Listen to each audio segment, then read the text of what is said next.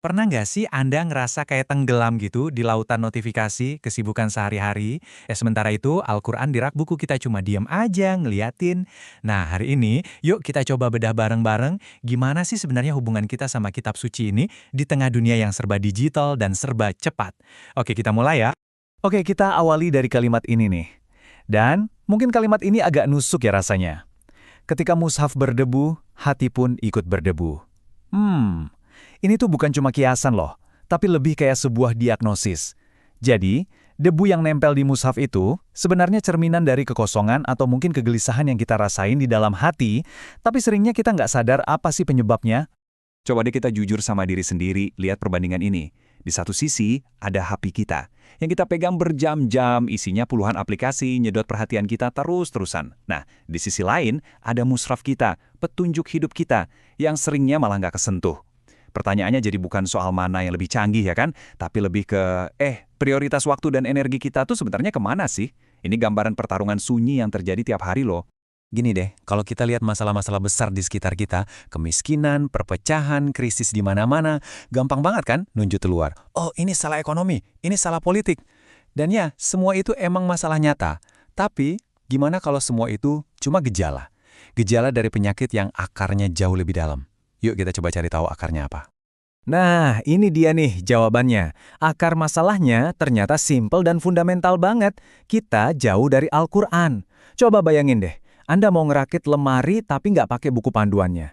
Atau nyetir di kota baru tapi nggak pakai peta. Pasti berantakan kan? Al-Quran itu ya blueprintnya. Jadi kalau kita abaikan petunjuknya, ya jangan kaget kalau keluarga, akhlak, sampai kepemimpinan kita jadi rapuh dan gampang banget hancur. Oke, kita geser sebentar ya. Dari masalah di dunia ini ke sebuah momen yang jauh lebih menentukan. Sebuah momen di hari kiamat nanti, di mana akan ada satu keluhan yang paling bikin hati miris. Dan keluhan itu datang dari sosok yang paling kita cintai. Coba kita renungkan bareng-bareng ayat ini. Dari surat Al-Furqan ayat 30. Ini tuh rekaman aduannya Nabi Muhammad SAW di hadapan Allah. Dan yang paling bikin kagetnya apa? Beliau tuh nggak ngeluhin orang kafir atau musuh-musuh Islam, bukan. Beliau bilang, Qaumi, kaumku, umatnya sendiri. Maksudnya, kita yang punya Al-Quran di rumah, tapi ngebiarin kitab itu ditinggalkan. Dan ternyata, yang namanya meninggalkan Al-Quran itu ada level-levelnya loh. Nggak cuma sekedar nggak pernah dibuka. Coba kita cek ya. Level 1, nggak membacanya sama sekali. Oke. Level 2, mungkin kita baca, tapi cuma di bibir aja, kayak robot nggak ngerti artinya.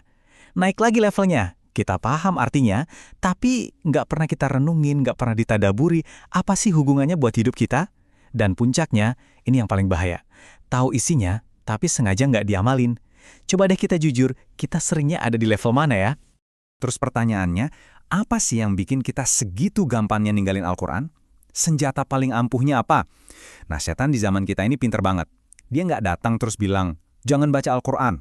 Nggak gitu. Caranya lebih halus. Dia datang bawa sesuatu yang jauh lebih efektif, lebih bikin ketagihan. Namanya distraction. Nah, ini dia nih medan perangnya. Scroll-scroll media sosial yang nggak ada habisnya, berita-berita nggak penting yang seliweran, hiburan yang sengaja dirancang biar kita nonton terus. Semua ini tuh pencuri waktu yang efisien banget. Mereka nggak secara langsung larang kita baca Al-Quran, sama sekali nggak. Mereka cuma mastiin kita kehabisan waktu dan energi buat itu. Jadi ujung-ujungnya kita ngerasa nggak sempet, padahal sebenarnya kita dibuat jadi nggak memprioritaskan. Oke, cukup ya ngomongin masalahnya. Kabar baiknya, setiap masalah besar dalam sejarah kita itu selalu ada kunci jawabannya. Dan kuncinya itu lagi. Jadi sekarang, yuk kita masuk ke bagian yang penuh harapan. Solusinya. Faktanya, sejarah itu nggak pernah bohong. Coba deh kita tengok lagi. Setiap masa keemasan peradaban Islam, setiap momen umat ini bangkit dari keterpurukan, benang merahnya tuh selalu sama. Selalu. Apa itu? Sebuah gerakan besar untuk kembali ke Al-Quran. Dan contoh paling sempurnanya, ya generasi para sahabat. Apa sih yang bikin mereka jadi generasi terbaik? Apa karena kaya? Atau teknologinya canggih? Bukan. Kehebatan mereka itu datang dari satu hal. Al-Quran buat mereka itu bukan cuma buku buat dibaca, tapi udah jadi semacam operating system di dalam diri mereka. Yang ngatur setiap keputusan, setiap interaksi, dan akhirnya yang ngebangun peradaban. Nah, pertanyaannya sekarang jelas banget. gimana caranya kita yang hidup di tengah badai distraksi digital ini bisa niru prinsip emas itu? Tenang, untungnya sekarang ada solusi praktis yang emang dirancang buat zaman kita. Yuk kita lihat. 80%. Coba ingat-ingat angka ini. Ini bukan cuma angka biasa loh, ini adalah kunci.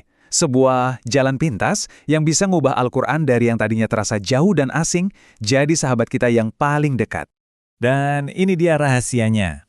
Ternyata ya, kosakata dalam Al-Quran itu unik. Ada sekitar 900-an kata yang paling sering diulang-ulang, yang jadi kayak tulang punggung bahasanya. Kalau kita bisa kuasai 900 kata ini aja, kita tuh bisa langsung paham sekitar 80% dari seluruh isi Al-Quran. Wah, ini benar-benar game changer kan? Yang tadinya kelihatan mustahil, jadi sesuatu yang sangat mungkin buat dicapai. Metodenya juga dirancang khusus buat kita yang super sibuk. Simple banget. Pertama, kita fokus belajar kosakata intinya. Kedua, nanti pas kita baca Quran, artinya tuh bakal langsung klik di kepala. Dan yang paling asiknya apa? Cuma butuh 15 menit sehari. Come on, 15 menit itu lebih cepat daripada waktu kita scroll-scroll sosmed sebelum tidur kan? Allah sendiri bahkan ngasih kita perumpamaan yang paling kita ngerti, bisnis. Coba deh, lihat tabel ini. Bisnis di dunia, sehebat apapun, pasti ada risikonya kan? Bisa rugi, bisa bangkrut. Tapi, bisnis sama Allah, yaitu meluangkan waktu buat kitabnya, ini satu-satunya investasi yang dijamin 100% anti rugi. Keuntungannya nggak cuma di akhirat nanti loh, ketenangan di dunia, petunjuk hidup, itu juga profitnya. Ini sih penawaran investasi terbaik sepanjang masa. Tapi tunggu dulu, ini bukan cuma soal perbaikan diri sendiri aja loh. Bayangan deh kalau masing-masing dari kita ngambil langkah kecil ini. Efek dominonya bakal gede banget. Visi di balik ini semua jauh lebih besar dari sekedar urusan personal. Jadi, biar nggak salah paham ya, Think Quran ini bukan cuma sekedar aplikasi biasa. Ini adalah sebuah ajakan. Ajakan untuk memulai sebuah gerakan peradaban. Sebuah usaha bareng-bareng buat ngebentuk lagi generasi yang bukan cuma baca Quran, tapi benar-benar berpikir dan hidup dengan nafas Al-Quran. Dan gerakan ini tuh cerdas karena ngasih kita keuntungan ganda.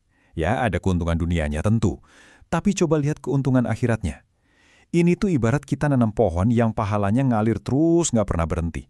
Setiap satu orang yang terhubung lagi sama Al-Quran gara-gara kita, pahalanya tuh jadi semacam passive income abadi buat kita. Bahkan sampai kita udah nggak ada lagi di dunia ini.